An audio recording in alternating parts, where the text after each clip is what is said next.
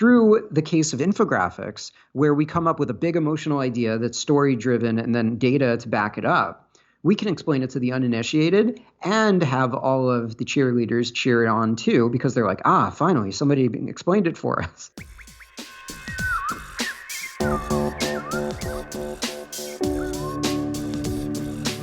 My name is Peter Sumpton, and you're listening to the Marketing Study Lab podcast, the podcast that gives you actionable marketing knowledge, getting you and your marketing in the best possible shape to be the driving force of your business for long-term success.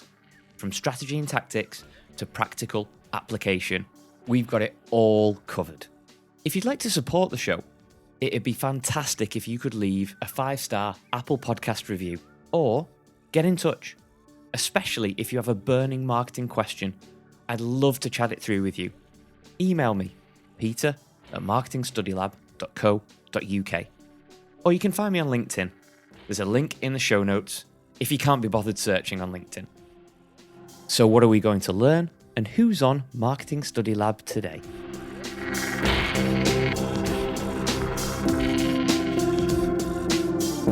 Infographics are something that can be quite easily forgotten about when it comes to our marketing communications, but it can be extremely powerful, as our guest explains, with one infographic earning a basketball player a $64 million contract. If you don't know, an infographic is a graphical visual representation of information, data, or knowledge intended to present information quickly and clearly. Hopefully that clears that up a bit. Not quite sure if it does. Anyway, Google it. Back to our guest, Brian Wallace. Brian is a recovering technologist, self-proclaimed, that realised no one cares about the technical explanation they don't understand. And for the past 13 and a half years has been developing infographics for his clients through his company, NowSourcing, the #1 infographic agency in the US. And boy, have they got some huge clients. Brian is also a Google board member, is on the South by Southwest advisory board, he's a podcaster, and has been featured in the New York Times, Forbes, and Mashable. So there's only one place to start my conversation here with Brian, and that's to ask, what is your favourite stat? My favorite statistic is that 88% of all stats are made up right on the spot, and sometimes 58% and sometimes 100%. And the lesson learned in that is that we can't always trust all of the statistics if we don't know where they're coming from. And sometimes even if we do know where they're coming from, we still shouldn't necessarily trust it at face value. Brilliant. Absolutely love that. That's a great way to kick off this chat. So let's dive straight in to your story and what brings you to this point in your career. Sure. So I like to tell a lot of people I am a recovering technologist. I found that through my almost decade at the start of my career in tech, I found that nobody cares about the overly complicated technical explanations where all the technologists hide behind all these acronyms to feel superior to everybody. So if you and I want to hang out and go get a cup of coffee in Starbucks and we're going to use Apple Pay, do you really want a 2-hour lecture on Wi-Fi 6 and 802.11ax and LTE and network topology? I mean, I have advanced degrees. I can sit here and lecture you on it. But no, you don't care. You just want the coffee and you want the least resistance possible. So after I came to this realization that I'm pretty good at talking and explaining things to normal people, I started talking and explaining things to normal people. So I left my career in technology and I started this company, NowSourcing, as of the recording of this about 13 and a half years ago. So that brings us back to 2006 when we were a very early on social media agency. But in the 2000s, everybody thought they could be a social media expert. They still do. I can tweet something. Wow, amazing. But since I saw that was going to be a very crowded field because it was exploding in so many directions, for the last 10 years or so now, we did a sharper focus, a tighter focus, not full service, because that's a lie, but end-to-end specialty, which is truth, on infographic campaigns. Cool. I like that. And I love the fact that you've highlighted the social aspect, but you've gone really quite, well, I'd class it as quite niche in terms of focusing on infographics. It is quite niche, yes. Excellent. So can you just go into a little bit more detail about what you actually do now into what you've just explained there? Oh, yeah. Buckle up, kids. We're in for a ride. Cool. So I change people's minds for a living all day. And then you're going to say, you can't change somebody's mind. And I say, sure, you can. See, I already changed your mind. All right, a little deeper onto, let's go behind the veil and see what's going on with the Wizard of Oz here. Yeah. So people think that they have all these strongly held opinions, and they don't. They get a bunch of information from sources, and after a while, they just start to take things as fact. Have you ever heard the conventional wisdom? You can feel the air quotes in the air on that one. Absolutely. That breakfast is the most important meal of the day. Yeah. Where'd you hear it from? It's bound to be some kind of breakfast company or some kind of scientist to do with breakfast companies. Yes, but you think it's like your parents or your scientists or lab coats or whatever. It's actually from a cereal company in the 1930s that's been around so long and so pervasive that people think that they made a choice for breakfast. So to say that again, listen carefully. A breakfast cereal company invented something to basically hypnotize and brainwash you into convincing there was a different meal that people previously really didn't have. Before that, people would have breakfast. It would just be like leftovers and stuff. Or if you go back to medieval times, everybody would just kind of starve to death and hibernate for the winter, right? It's ridiculous. So we've changed as a society because a bunch of smart marketers got your attention and kept your attention and then made it like it's your idea, like that movie Inception. So we do something a little bit similar to that. Now, when I say like brainwashing and mind control and stuff like that, I'm not saying this is like creepy cultism. I'm just saying that we help people make better decisions and highlight truth. So let's level set there. We're not on the side of evil and all this manipulative marketing garbage you hear about on the news. And a lot of the news is, great, meh at best. Mm-hmm. So I find to really capture somebody's attention to help them put a better idea than what they might know is available in the market, it's kind of a 3-step process. Everybody thinks, kind of you started off with what's my favorite stat. And I would argue that that's the wrong question to start. Not for your podcast, but it's the wrong question to start when you're trying to change somebody's mind. Because if I say vote this way or that way, or politics or religion or whatever device of other garbage, if I just start with stats, I haven't changed your mind, so now you're not receptive to the stats. So there's no point, and it's a futile exercise. So rather than data and solution and product grids and all this junk, start on emotion, because that's how we actually think. Most of our lives and mindset is trapped behind the locked door of the subconscious mind, the limbic system, the fight or flight, the primal emotions, all that kind of stuff. So rather than trying to influence someone with data, first you have to give off an emotional appeal. Now, our brains kind of suck, and they're pretty brittle, and they're not really supercomputers in the sense that I can't just like rattle off 200 numbers of pi and I'm not a supercomputer and all that. But our brains are better than supercomputers if we know how to organize the information.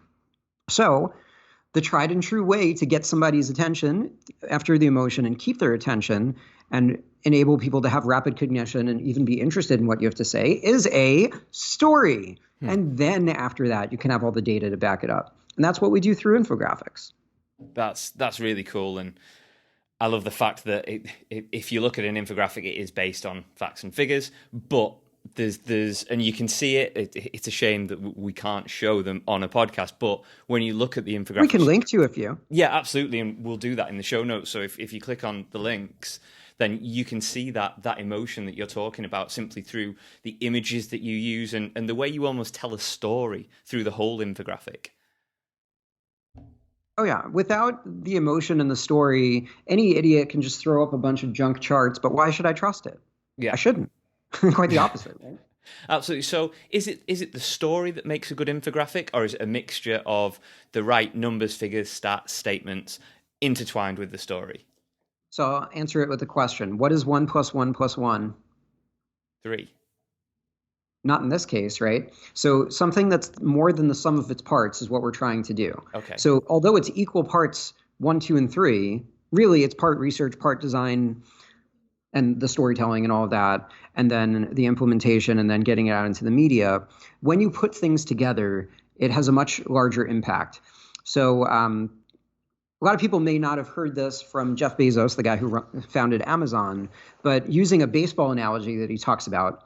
So if you play the game of baseball, how many runs or how many How many runs can you get? You can get four. There could be a person on each base. The bases are loaded. You hit a home run, which is then called the grand slam, and you get four runs in for your team. So you score 4 points. So it doesn't matter if you like baseball. No, I just explained baseball. There you go. But what he says is in business, sometimes you can risk it all and do a whole experimental thing. They spend more on R&D than tons of other companies, and you can get 1,000 runs or 10,000 runs. So I think that's what people fail to understand. Everybody tries to figure out, well, which is the best part of it? So if you're an Olympic class athlete, which is the best part of your training? Who cares? It's the sum of its parts, which equals to more than the sum of their parts. Okay, so you've worked with some huge brands, which I mentioned in your intro before we started chatting. And thinking of the sum of all these parts, does each brand or each infographic require a different thought process when designing it? Or is there kind of a step-by-step guide that you follow for each one? It's fairly similar from brand to brand, company to company. I'd say smaller, more nimble companies with fewer decision points may give us more autonomy. Other places, which are larger, well-known brands, might have a more rigid process. It's all fundamentally the same, but sometimes we have to adjust our thinking. And sometimes we have to fight for good ideas because we're not hired to be everybody's yes man. Okay, yeah, sure. So you're fighting for those good ideas. How much influence do your clients have over where you start and also what is published, the finished piece? So sometimes I have to say, do you want to be right or would you like to gain success on the internet? And if they say in not so many words that they want to be right, we just have to go down on record and say, listen, we don't think this is the best idea. This seems too advertorial. Nobody's really going to want to read it if you promote your brand too much. For instance, everybody always loves to slap their logo on the top of the piece. And if I'm putting my editor hat on, that means it's a sponsored piece. The point of what we do is we distribute it in the earned media because of, I guess you could say, a two-key system where one key is having good relationships. But the other key is having something good. You can have great relationships, but if your content is garbage, why should your relationships care? All you're going to do is burn them into the ground, right? Yeah, absolutely. So I just want to look into the future in the crystal ball, really, but from your expertise. So in an interview you did at South by Southwest, you mentioned that the future of infographics could be utilizing AR and VR and the likes. Is this where you're heading, or for the near future, if you like, is it still all about two-dimensional infographics? Great question. So again, I'm going to draw off of something that Jeff Bezos says. Jeff Bezos says, everybody asks me about what is going to happen to our industry in the future. That's something I can't plan for. But what people should be asking me is, what can I plan that works now that will work into for all foreseeable future? And that I can double down on. So he talks about how customers want a huge product selection and people want free delivery and fast delivery and all that. And that's stuff that they can pour billions of dollars into. So I'm going to answer what you're saying, and then I'm going to answer what I'm saying, if that's okay. Yeah, cool. Yeah, please do. Okay. So the thing you're talking about when it comes to augmented reality, virtual reality, or MR, mixed reality. So we actually, in 2016, gosh, it's already a while ago, we launched the first ever virtual reality infographic. But what I found is that we were too early. A lot of AR, VR, and MR is still trying to find its place in the market, and it's not there yet for a variety of reasons. I'm not sure how much longer we have on the show, but basically a lot of stuff is too expensive. People don't want to buy yet another device, and there isn't really enough good content for it, and there isn't a great way to stream it over the web. Now let's talk about the buttons and whistles that we can control. The reason that we are lo-fi two-dimensional images, people are like, images, really? That's not new. So if you actually look behind the veil, behind the scenes of most of the web and all these huge publications, it's all a bunch of arcane systems that are held together by bubblegum and scotch tape and crazy glue. It's a joke. So many systems are so old and there's so many things that aren't updated.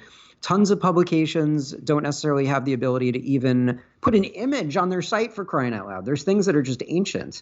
So I find that the lowest common denominator of the web is what dictates the format of the delivery of how I'm getting people's attention in the editorial scene, and by nature of that, getting from the editors into the hearts and minds of millions. So we're as much as we're bleeding edge 2020 hindsight vision blah blah blah garbage that everybody's going to say, we're still very much at the beginning and in the past. So like we're just about to hit stride into like the fourth industrial revolution, if you've ever seen all that kind of stuff, and manufacturing is reimagining and all of that.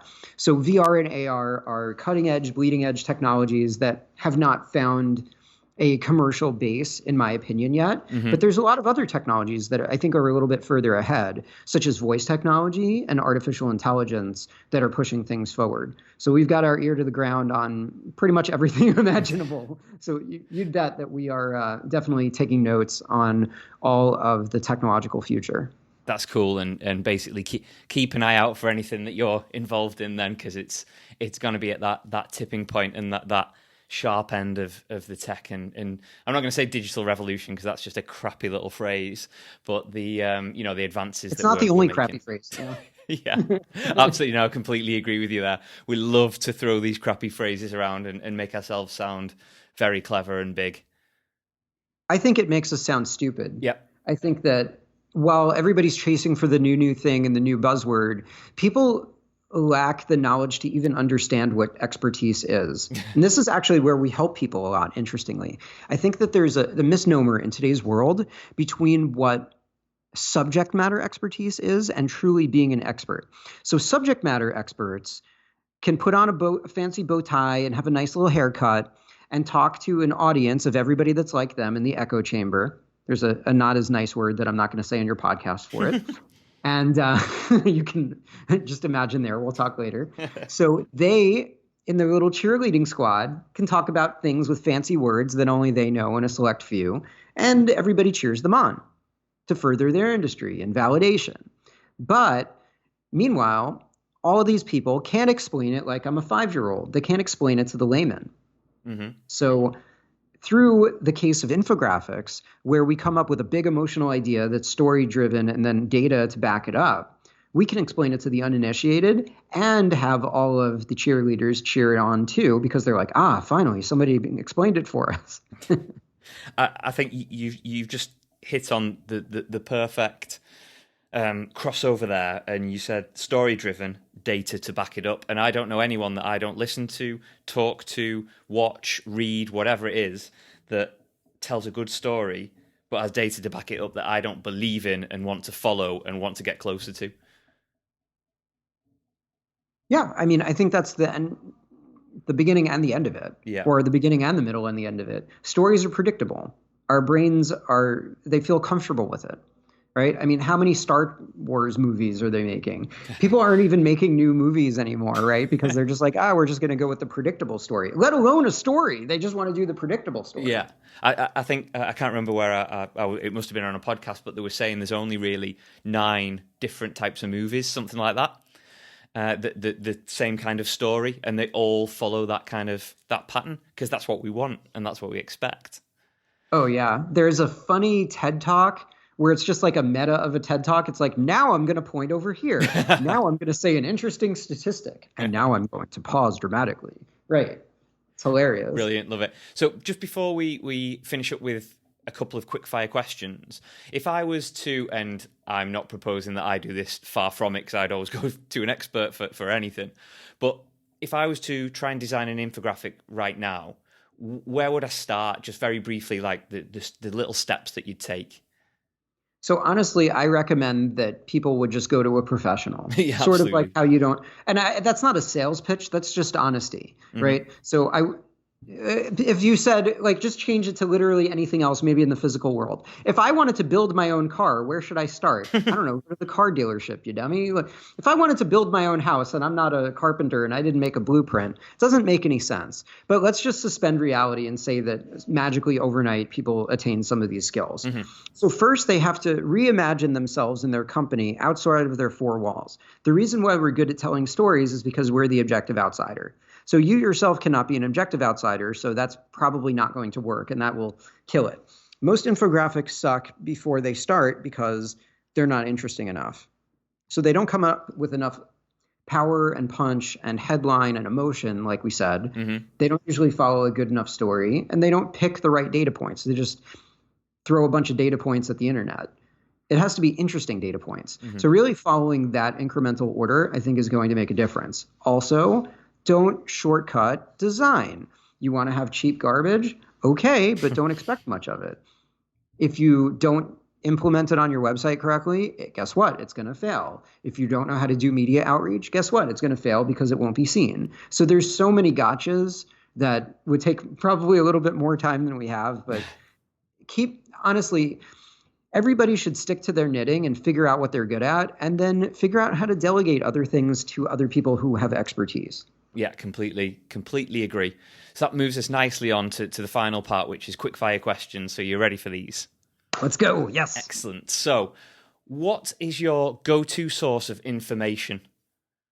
Oh, man. My go-to source of information. Yeah. So I've always been a bit of a curator. So I've been on the social web for the last 12 or 13 years. There used to be a website called dig.com where 100 people controlled 50% of what would go to their homepage, which would make any website basically crash. So I was one of those 100 people. So I feel like I just have an eye for curation. So I wouldn't say that it's like a specific website. I think I've just built and culled together a really good following and followed the right people across the social web. So basically, when I open up all of my social channels and look at specific news sites, maybe I can cobble together just a lot of stuff. My creative process is a little crazy. That's cool.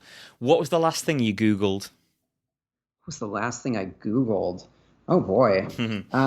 Probably coronavirus, because I saw that a very large world trade show was closing down for the year. Oh, yeah. And I got a little worried about my big one for South by Southwest. It's coming up.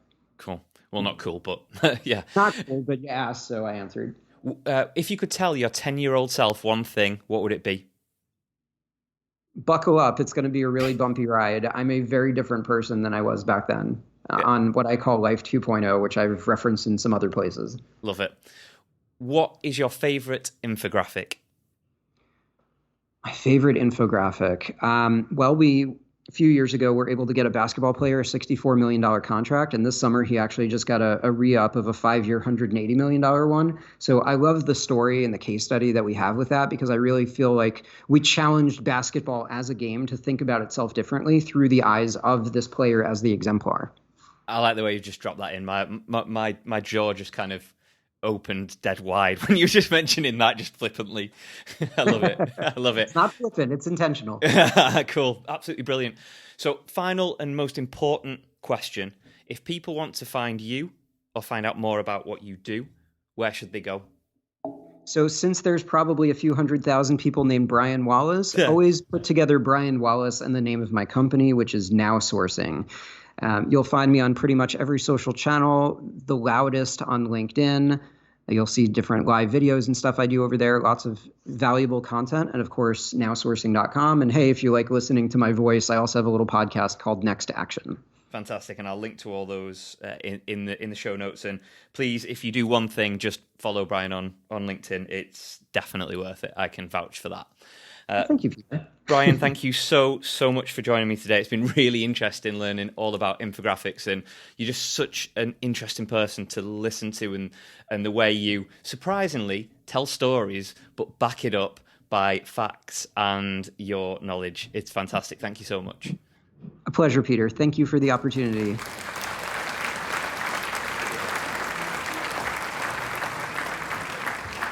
Thanks once again, Brian. Absolute pleasure as always. So we've come to that time where we look at the takeaways that I got from my chat with Brian. The first one is that to create an infographic, if you can't go to the experts, you need to research and find interesting data first and foremost.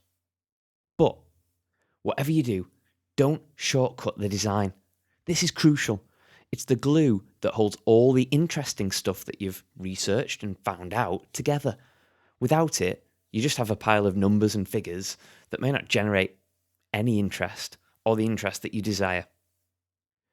My second takeaway is to make sure that what you are creating is story-driven, but have the data to back it up. Everyone can tell a story, or even a fake one, quite a lot of those out there, but it's the data that will make you and it legitimate. Remember, you should be building that know, like, and trust. And finally, we mentioned previously that you need to start with interesting data points, and that is true. But don't forget to factor in the emotion.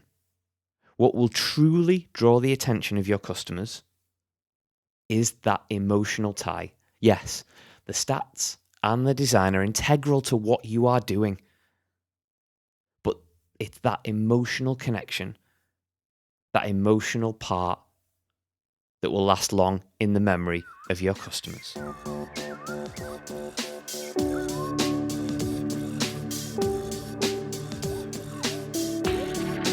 Thank you so much for joining us today on Marketing Study Lab. It really means the world that you're listening to this out there.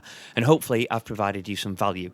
If you're looking to know more about what Marketing Study Lab does and is about, go to marketingstudylab.co.uk or get in touch with me personally, LinkedIn, Facebook, Twitter, or feel free to email me at peter@marketingstudylab.co.uk. Happy marketing.